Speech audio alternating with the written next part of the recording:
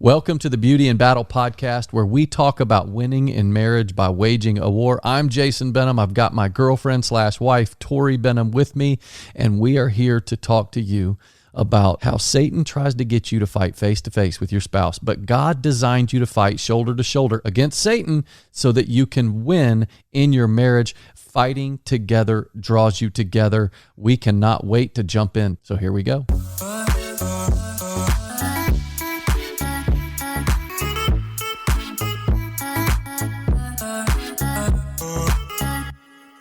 So we're talking about defeating fear in marriage because this is a very important topic and one that a lot of people struggle with.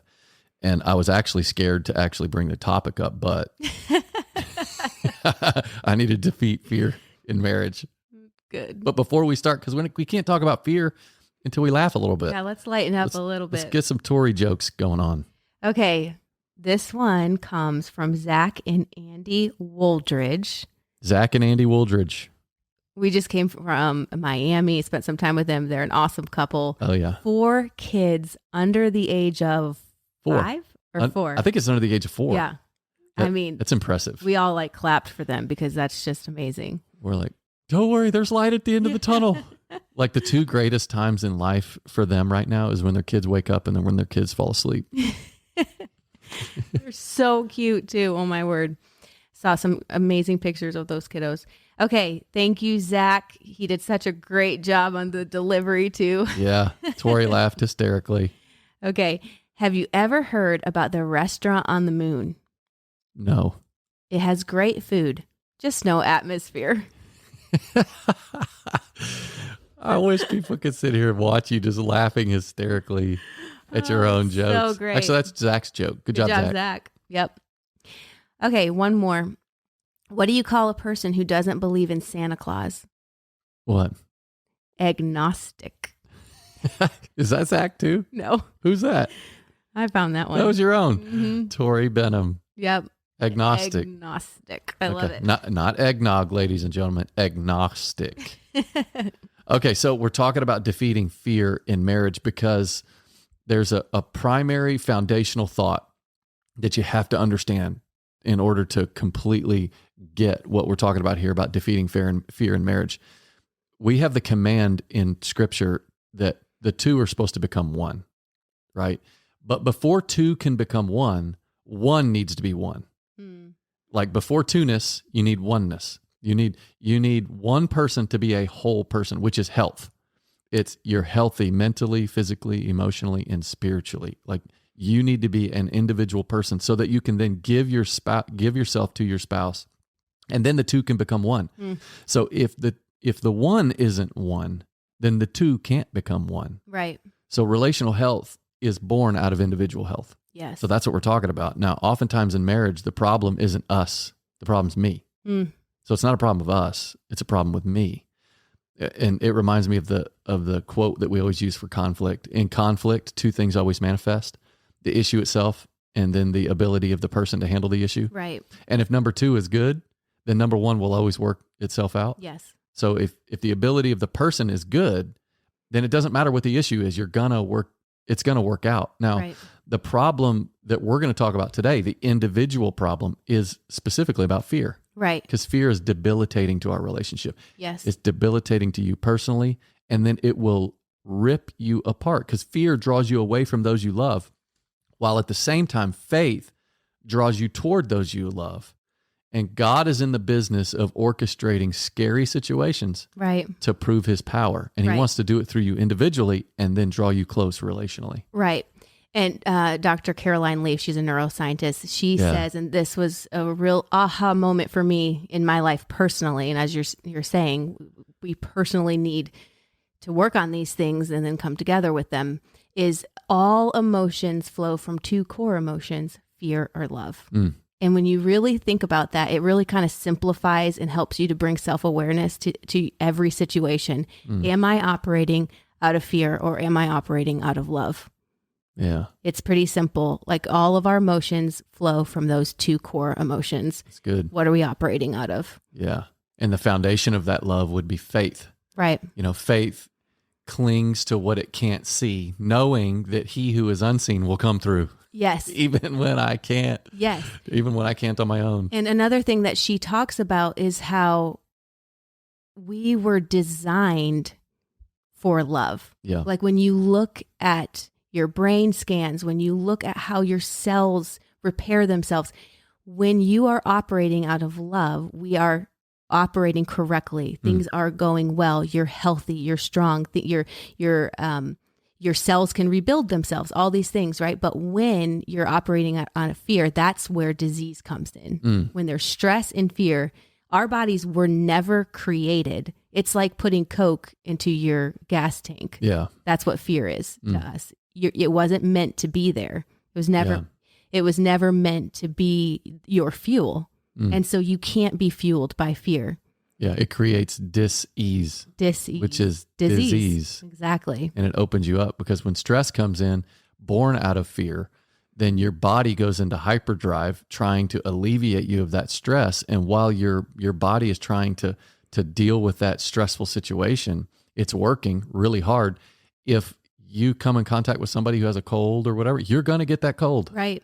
You know, you go fly on a plane and somebody's got strep throat, chances are good you're going to get strep. Yeah. Because your body is working so hard to alleviate you and calm you down from that stress that it can't fight off all the other sicknesses that come in. Right. So it opens you up. And so we've got to deal. It affects your immune system more than any other thing. We got to deal with fear. Well, how are we going to do that?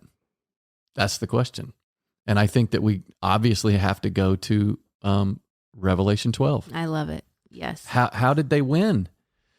They won three ways. When you look at the angels in heaven that fought against the demons, you know, obviously they weren't demons at the time, but when Satan is like, I want God's throne, and God says you can't have it. Right. And then Satan's like, I'll fight you for it. And God's like, I'm not going to fight you for it, but Michael and his angels will fight you. You choose your sides. So a third of the angels chose with Satan, 2/3 with Michael, and they fought. And it says specifically, obviously we know the devil and his angels lost, but it says that Michael and his angels, they won three ways: the blood of the Lamb, the power of their testimony, not loving their lives so much as to shrink from death. What that is salvation lived out with a whatever the cost attitude. First, the blood of the Lamb, salvation. It's like, do you have a relationship with the God of the universe? Right. You want to overcome your fear? Okay, we all say yes. Right. Whatever that fear is, no matter if it's an internal fear or an external fear, whatever that fear is, do you want power over it? Right. And your answer would be yes. Okay, well, it starts with your relationship with God. Yes. You need Jesus. Okay, second, the power of your... Before you go to the next one, I just have to read, because this goes along perfectly with it. Luke 12:31 says, each and every day he will supply your needs as you seek his kingdom passionately above all else.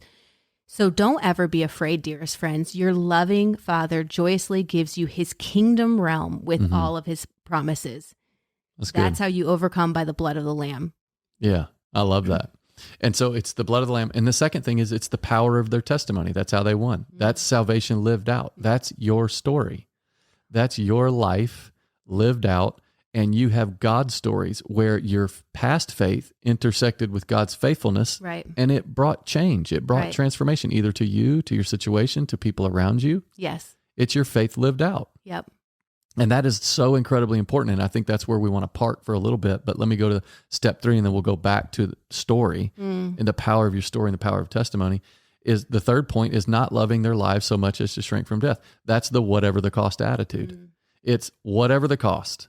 Like, God, I'm going to bust through this thing. Right. I'm going to do it, whatever the cost. Yeah. You know, if I have to die to some things that I'm really alive to right now, if I have to let a dream go, whatever it is, you know, oftentimes our fears are born out of ambitions that we have. Yes. And it's crazy. And then things don't work out like we want. And then we start getting fearful that, oh my gosh, you know, my self-worth was wrapped up in that dream that I had. And now I didn't accomplish that dream. And now all of a sudden, am I going to amount to anything? And you're scared and you're fearful. And God's like, you need a whatever the cost attitude. Yeah. Like maybe God had you die to that dream. Maybe that dream was just a step to get you to something else. Right. It's not that dream, but God gave you that dream to teach you how to die to it. Yes. It's a humbling place to be. It's a very powerful place to be too, though. Yeah. I remember when we were fired from HG TV almost 8 years ago. Yeah. And I remember the Lord, your dad actually was doing, he was teaching a history class, I think it was, for our kids and all the kids in the neighborhood. And so he had them memorize this scripture verse. And so I had put it to a little tune. That's what I did for the kids so that we could remember it. And so I had this little tune, Are you going to sing it to us? No, I can't do it. Come on. Are you scared? Yeah, I'm scared. Oh, you wimp. Bust through it, Tor. I can't do it. Okay, I got it. We'll bust through that one later. Yeah, I'll face that one another time. But so we had just memorized, that they overcame by the blood of the Lamb, the word of their testimony. They did not love their life so much as to shrink from death. Revelation 12:11. Yeah. And so I had memorized that, and we had been, repeating it in our house, I think, for that past month. And then that whole thing hit with HG. And I remember sitting out by our pool, and the Lord just spoke to me so clearly that the way that you overcome this new fear is by going back and remembering how you overcame other fears, right? Your testimony. That's right.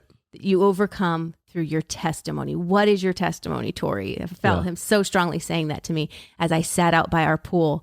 And my testimony is this, that when we found this house on Ronnie Trail Lane, it had a pool. And I was pregnant with our third, and I had 2 other kids that couldn't swim. Mm-hmm. And so when we pulled into this driveway and you showed me this house, I was like, there's no way. We cannot get a house with a pool. Yeah. I'm going to have 3 kids, and we knew that we might have 4, and none of them can swim. I can't do it. And then there was, the whole place was like overgrown. Yeah. There was the lot next to us was just a lot. There was no house next door to us. The house to the other side of that was just trees. And then it was just felt like we were in the middle of nowhere. Yeah. Right. And I'm like, you're going to go traveling and I'm going to be out here. And I've watched way too many movies for way too long. And I'm going to be up all night holding a gun. Yeah. I remember I was so convinced that this was the house for us. Yeah. Jason in Charlotte. Loved it. He knew this is the best place for us. But then Tori came out and then she's like, let's go out there at night. So we did. And it was dark. It was dark. Very dark. There was no street lights. It was scary. Yeah. And I was like, I don't think I can do this. I'm afraid of the pool. I'm afraid. Yeah. And we were like, maybe we can fill in the pool with cement. Oh, I can't believe we actually even entertained that thought. And so I just remember the Lord speaking. I'm praying about it, and I'm like, God, I'm so scared. And he was just kept repeating, surrender, surrender, surrender. And I was like, okay, God, I am going to surrender this to you. If you want us to be in this house, if this is the house for us, you cannot let anybody drown in this pool. I need you to protect my kids. I'm giving this to you and I'm trusting you with this and I need you to come through. Like it was like, and we closed on the house. We got the house. There was multiple offers. We got the house. And I was like, okay, now I just have to trust because I'm scared, but I'm just going to trust. And it was this process for me of surrendering. There were years of really being scared when you would travel and well, but we gotta tell our listeners here, Tor, 2 months after we moved in, we had a big get together, a barbecue in the backyard, and we opened up the pool. And this is our first time having a pool. We got all these kids, and we had like 20 kids jumped in the pool, and we let one of them grab a raft. Mm-hmm. And what we didn't realize was there was an 8-year-old who couldn't swim, right? And she fell off the raft and got up under the raft, and nobody could see her. Until all of a sudden we saw her kind of sinking toward the bottom, and Tori screamed, and you just see her hair. I'll never forget the image. It was the scariest thing I've ever seen. All of us dudes were playing basketball. Tori screamed, and we ran over there, and her dad jumped in the pool, and I jumped over the fence, and her dad handed her to me, and she was like blue, not breathing, and we did CPR on her right there by the pool. By God's grace, after about 45 to 60 seconds, she coughed up and she was fine. Then she sat up, and we obviously had the ambulance there and all that stuff. But it was a miracle. God had come through. He protected. But in spite of that, it was like Tori's like, she busted through her fear. She closed on the house. But then this happened. It's like the very thing that I feared. My worst fear, is now coming true. But yet she was fine. The young girl was fine. And we were still here. And so it's like at this moment, Tori can't get out of her fear. It's like, okay, we're going to sell the house. No, we couldn't do that. Right. We weren't going to do that. We knew we shouldn't do that. And so she had to work through it. Right. And over the next however many years, she actually had to bust through that fear. Right. Because it was, when it came to her and I was so convinced that this was the house for us, but she wasn't. Right. And I knew she wasn't because of fear. Mm-hmm. Now, I, as a husband, wasn't sitting there going, come on, don't be scared. It's okay. And, I had to try to listen. And there were times where I didn't listen as well. Right. And I just told her, come on, this right. is, we're supposed to be here. Yes. But in time, she worked through it. Yeah. Mentally and spiritually and busted through it. And now she can't think of ever living anywhere else. Right. And so this particular, 8 years ago, as I'm sitting out by the pool and we just lost the show and there's people saying things that aren't true about us that I feel really bad about. I'm like, this looks so bad for us. Like we have, grown this business on character and it's so our name is important. Like we want to represent Christ well. And now people are taking what we said and they're adding to it and taking away and then just straight up lies about things that are just not true about our family. And I was just like, oh my goodness, they're just going to completely derail us. And that's a legit fear. And I think it's a fear for a lot of us in the culture today is the one thing that we fear more than probably even death itself is the fear of a ruined reputation. Right. People believing something about you that's not true. Right. Exactly. And I was just full of that fear. Like, what is this going to mean? People are going to look at us differently for the rest of our lives. We don't believe like this. And so I was sitting out by the pool and the Lord just reminded me, because at that moment I was processing everything while our kids were having a blast in the pool with their friends. Yeah. And this place of fear became this place of peace for me. And God had done that from me facing my fear. And the Lord just gently said to me, your greatest blessings are on the other side of your greatest fears. Yeah. And I felt it so strongly, like this has become such a blessing to us. Like that stage of our life that was kind of chaos, we just spent most of our time with the kids in the pool and they were happy and they were having fun and every, it was a place of peace. Yeah. And the Lord said, I'll do it again. Just, trust me, I can do it again. I did it once, I'll do it again. And that's the power of testimony. You need to stand on your testimony right now. What did I do when you surrendered? I gave you a blessing from your fear. I'm going to do it again. That's and then, several years later, same thing. You and I were going to speak at our first marriage conference. And, I've always wanted to work alongside Jason. It just thought it would be on a very small scale. Like own our little boutique. Let's own a bakery together. Or, it was, I grew up in a really small town and I just thought it'd be like this small little mom and pop shop. Yeah. Yeah, of course. Not speaking with him on a stage, for sure. Not that. Yeah. But because the Lord had put it in my heart to do life with you, when we were asked to do that, I felt like the Lord was said, you asked me to do life with him. And now I've opened this opportunity. Yeah. Now you need to walk through it. I know. And I was scared out of my mind to do it. And so I met with my pastor, Terry Furr, and she empowered me. It was just a beautiful moment. And I said, I don't want to do this. And there's nothing inside of me that wants to do this. Yeah. But yet I want to do life with Jason. And she said, Tori, you've done harder things. Yeah. You've done harder things. I'll never forget. Those words just meant so much to me. She said, you've given birth to 4 kids. Yeah. You've stayed home with them while Jason's traveled for years and years and years. I promise you can do this. Yeah. You've done harder things. And it was the power of testimony. You've done harder things. You have a testimony of doing harder things. You can do this. Yes. And I loved that so much. It encouraged me so much. And I wanted to read this quote that I came across a few years ago. And I think it's so good because in life we do have to do really hard things, but we have to choose our hard. Right? Yeah. Gosh, yes. And I actually don't know who wrote this. It's unknown, but it's so good. It says, marriage is hard. Divorce is hard. Choose your hard. Obesity is hard. Being fit is hard. Choose your hard.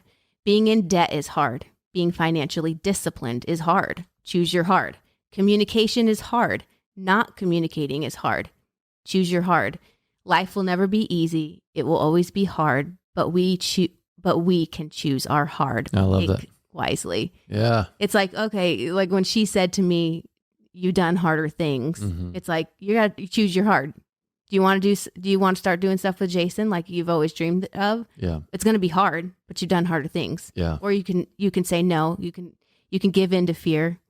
Yeah. And that's going to be hard too. Yeah. So choose your hard. I remember feeling so thankful to Terry, and Terry's on the pastoral staff at our church, Refuge Church in Kannapolis. By the way, you should come out and visit us at Refuge Church sometime. Pastor Jay Stewart out there, he's awesome, lead pastor. So, but when Terry shared that with Tori, I just was so thankful. And one of the things that I learned from that, and then we want to wrap this up, is that when your spouse is going through fear, jump into it with them. Yeah. Or when you're going through some fear, let your spouse in on it. It's going to draw you close together. So if you're the one who's going through a period of a time of fear or whatever, let your spouse in on it. Yeah. Like, you're not meant to go this alone. And if your spouse is the one who's going through the fear, be gentle as you go through it with them, because they're not supposed to go through it alone. And you guys will pull each other out. And you know what happens on the other side is that you're going to draw really close together. Yeah. And remind them of when God's faithfulness intercepted with their faith. Yes. In times past. Help them to stand on their testimony. Yeah. When they've forgotten their testimony, remind them of what that was. That's Moses' staff. On that staff, when he was standing there at the edge of the Red Sea with a mountain on one side, a mountain on the other, and he had an army chasing him, and then he was faced with an ocean, an insurmountable path that he had to move forward. There was nowhere he could go. He held up his staff. Yeah. And on that staff, those staffs back in the day, important events in your life, you would carve the date and sometimes even the topic and sometimes names of people on that staff. And so when Moses is holding up that staff, he's holding up the power of his testimony. All the other difficult things that he made it through, that he put dates onto his staff. That's what God wants to do with you. And when he does it with you individually, he'll do it with you relationally. It'll draw you close. Now, Tori forgot her book of Would You Rather. And you know what? It is 9:57 and I have an appointment at 10 o'clock, so I got to run. She's late. So for would you rather complete your podcast or be late to a dentist appointment? Complete your podcast. Okay. We love you. Don't forget to rate, review, subscribe, and we will see you next time. But Tori's got to go. See ya.